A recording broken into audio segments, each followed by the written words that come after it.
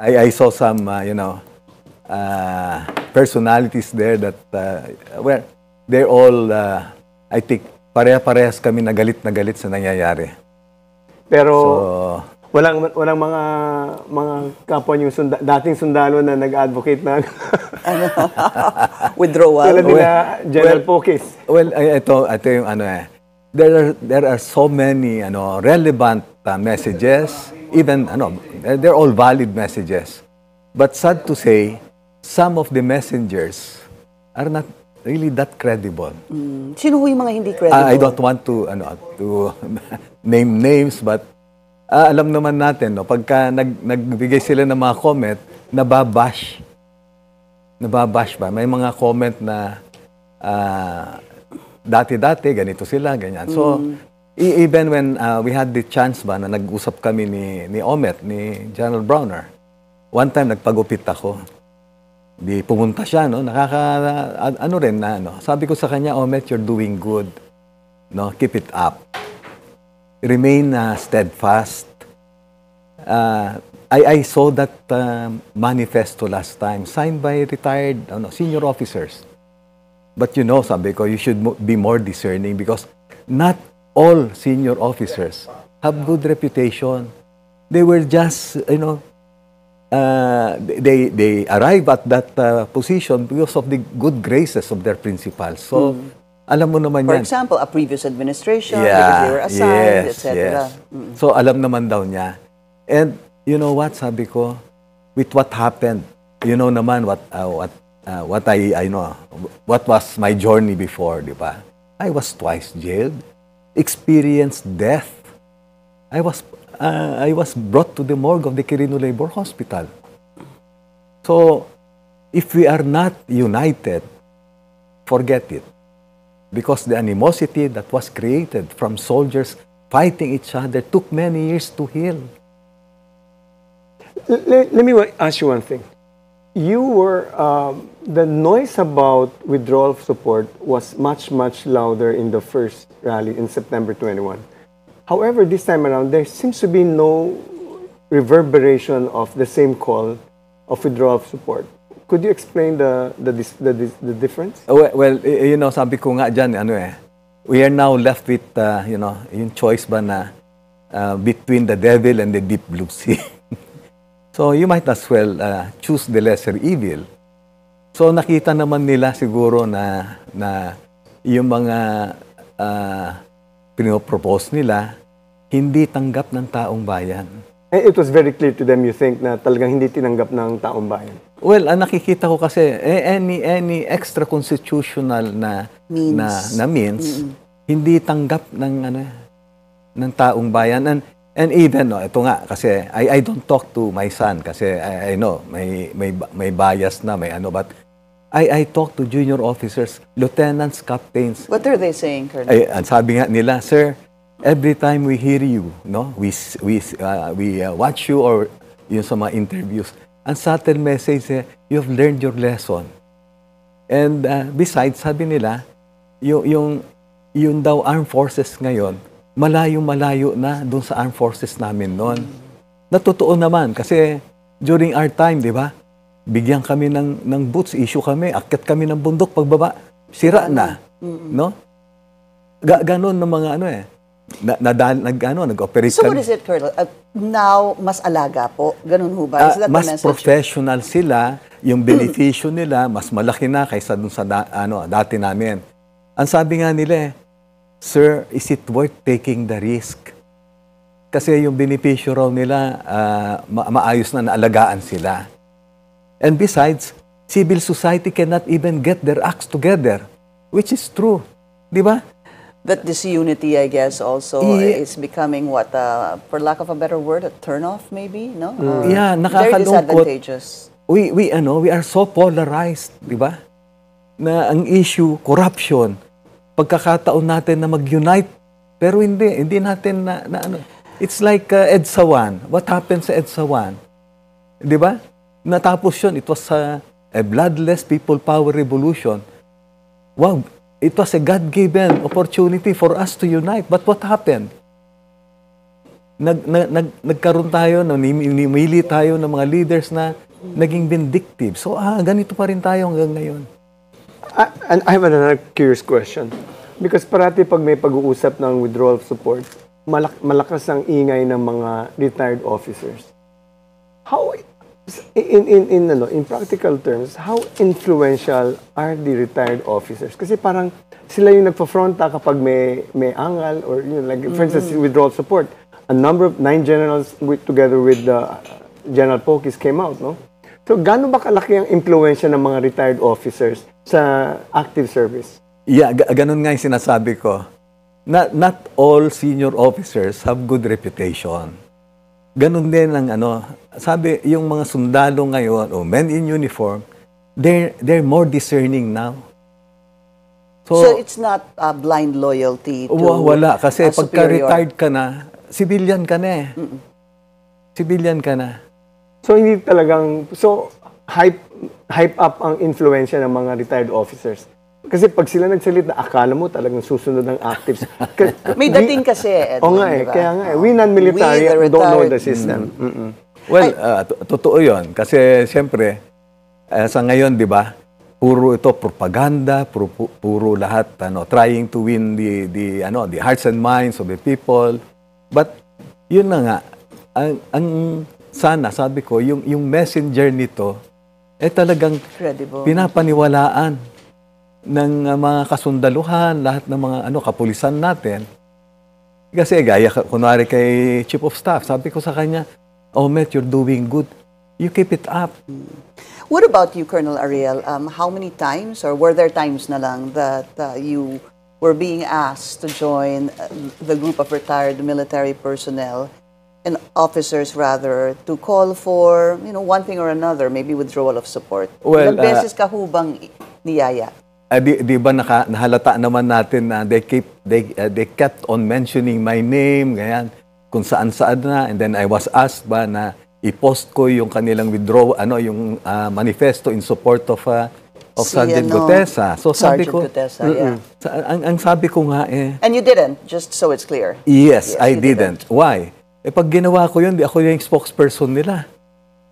Pero kasi may premise din yun, Edwin, yung kay Colonel Ariel. Because when lumabas si Sergeant Gutesa, you actually had a Yes. Facebook post Yeah. that basically thanked him for his brave courage, etc. But after that, what happened, sir?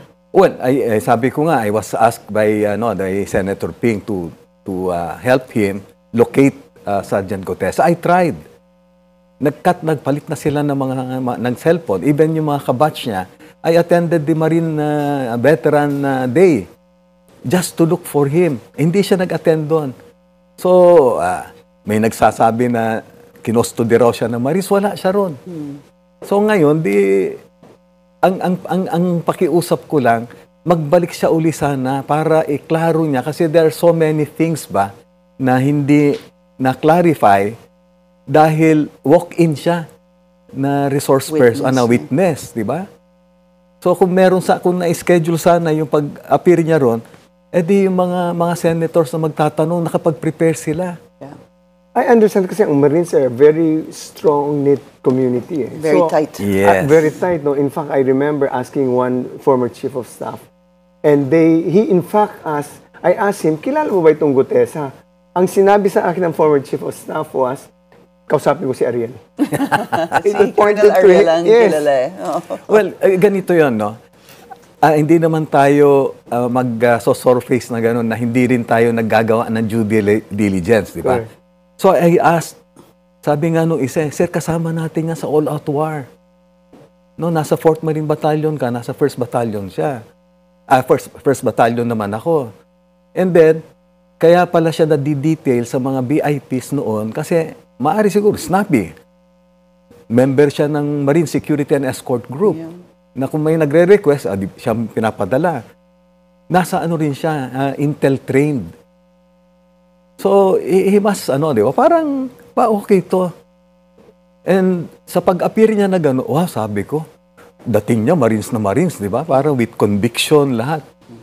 Only to find out later on na maari siguro, I don't want to pass judgment na he was just used. Pero sana kumarap siya uli. Di ba? Yun po yung panawagan ninyo. Yeah, yun ang panawagan ko. Kasi sabi ko nga, para ako napaso nito. Pero papanindigan ko kasi nakita ko naman yung kanyang credentials nung ano. And that was your initial reaction Yes. upon his, Yeah. When he testified in the Senate When as he a surprise testified, witness yes. at that time. All right, so moving on, yung sinasabing withdrawal of support, balikan pa, in summary, nakikita niyo ho ba that the noise, there's really not much noise about that? Oh, Hindi wala ho naman. maingay. Yeah. So it just fizzled Nag-die out. down siya. Parang even kanina, di ba? I joined the MUP for United Philippines. Yung ina-advocate niya, no regime change. Transparency and accountability, protection of the West Philippine Sea, pension ng mga kasundalan, mga kapulisan.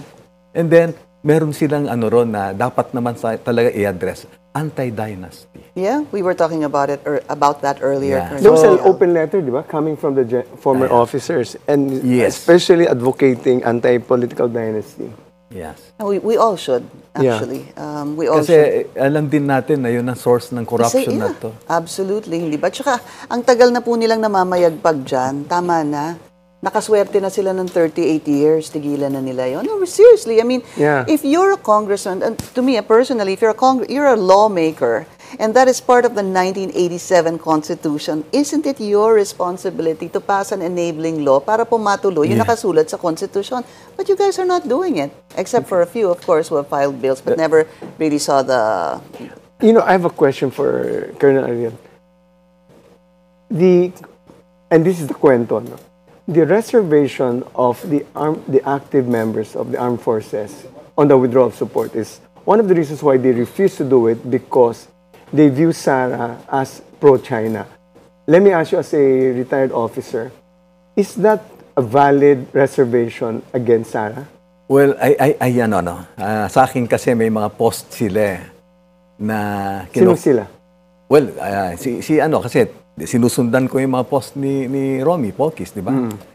Makikita mo na pro-China yung dating. Kaya nate-turn off even yung nasa active service. I see. So there's validation to that, na talagang one of the reservations talaga is medyo pro-China ang si Vice President image Sara ni VP Duterte. Sara. Plus, Sa akin, to be honest, kasi di ba, kami yung nandyan sa West Philippine Sea na yan. correct. Marines ang dati nagmaman dyan. What happened was, we were transferred to Bicol. Why? Because nag-escalate yung CPP-NPA. Di ba? Yung pinasabog nila yung bridge sa Sipocot. Anong ginawa? Anong nangyari doon? Pag-alis ng Marines doon, nag-intensify yung pagkamkam ng China, ng mga isla. Building of their Until islands. they got mischief reef. When I went back, nagkaroon kami ng encounter 1999 before I went to Central Mindanao. Naka-recover kami ng laptop. Ang nakalagay doon, pinadala ko sa Solcom, sa Lucena, hindi nila nabuksan. Pinadala sa Manila. Pagbalik sa akin, nakalagay doon, strategic plans of the CPP-NPA. Strengthen foothold along the shorelines. Kinikilabutan ako kasi mischief reef is a good transshipment point. And nung tinitrace ko na, yung sabi ko, nung tinyente ko na nasa Mindanao naman tayo, yung secessionist groups, allegedly, ang nagsusupply ng firearms noon was Pakistan, a surrogate of China. So makikita natin ngayon na andun. Kaya, itong mga tao na sabi ko, are these patriots? Di ba? So, yun, kaya nate-turn off yung Well, this is the first time I've heard it from a military officer. But to me, it wasn't clear, pasensya na Colonel Ariel, doon sa tanong ni Edwin about VP Sara potentially having that image of being pro-China. Kasi sa akin po, ang inyong pagsagot ay binalikan niyo po yung nakaraan. Pero yung tanong, ulitin ko na lang po yung tanong, nag-aalinlangan ho ba ang active soldiers dahil meron pong perception na pro-China si VP Sara? Well, naririnig ko naman sa kanila na ganun nga yung kanilang perception. Okay. Na even yung past administration kasi, kanina yung mga kausap ko, ang kwento nga nila kaya maraming nawala daw ng mga isla o mga ano natin kasi na-clip yung yung wings natin nung nagdaang For administrasyon. the Duterte Well, that is administration. yung comment nila. So naririnig nyo din talaga yon. Yes, All yes. right. Wow, these are the comments of people who are on the ground. So there is really validity to that, and it's not about incompetence. It's really more on her bias towards the People's Republic of China. Well, ganun ng mga and coming from junior officers nga, sabi ko, wow, ako nagugulat kasi sila iba na yung kanilang pananaw ngayon na sabi ko sana naman ito magtuloy-tuloy lang yung idealism nila lahat dahil yun ang hindi natin tuloy nung panahon natin, di ba? But I have a hypothetical question. But suppose she becomes president and she turns out to be really overtly pro-China. What happens now to the rank and file? Will they maintain their professionalism? Well, I don't want to speculate. I don't want to speculate. No? Yeah. Kasi even ngayon nga sabi ko, nagmeron silang nasabi na may nabanggit ako na tipping point. So ang tanong palagi kanina, sir, so kailan ba yung tipping point? Yeah. Pagka walang nakulong na malaking isda. Yeah, good, That could trigger, no? Siyempre, tapos mag-unite yung taong bayan. Ito na, yan yung nakikita natin na Bakit? You know what? Because I think we should use mali ang analogy natin. Hindi dapat malaking isda, dapat malaking buhaya, di ba? Hindi na uso yung isda. Walang sinabing isda sa buhaya dito sa usapin na to. All right. So, what are your projections, sir? Yun ang nga sinasabi nyo, kailangan, yun ang pakiramdam nyo, na pakiramdam din ng tao na kailangan may makulong. Kasi right now, sino ba nakulong pa lang? DPWH officials from Mimaropa, hindi pa, regarding that Oriental Mindoro projects. Yung pa lang kasi yung first case that was filed before the Office of the Ombudsman, to which they filed a case before the Sandigan Bayan, kaya po nahuli sila, together with former ex-Congressman Zaldico, who cannot be found until now. So, do you think, as a last question, is there such thing as a time frame, sir? Well, ako kasi nakakalungkot lang din kasi lahat ngayon inilalabas nila through the bar of public opinion. It's so unfair din, di ba? Para doon sa mga na-accuse kasi they are presumed innocent. Yeah. And remember, bakit kamo maraming na-clear ba doon sa kaso ni Napoles noon? Kasi hindi masyadong malakas yung mga ebidensya na nilagay nila. Nagbago rin ng administrasyon kasi. So makikita, well sa akin kasi mahaba yung kwento ko pagdating sa ganyan na So, well, kailangan talaga na yung mga Airtight. airtight kasi kung makakawala sila later on na para bang. Pero ako maganda na makulong na sila lahat kasi non-bailable yan Hayaan natin Kahit yung mga kaso magmusad. na umusad pero nakakulong sila. Yeah. Palagay ko yung taong bayan kahit papano, babalik yung tiwala nila. All right. To retired Marine Colonel Ariel Corubin. Colonel Ariel, good to see you again. Thank you so much for your time, sir.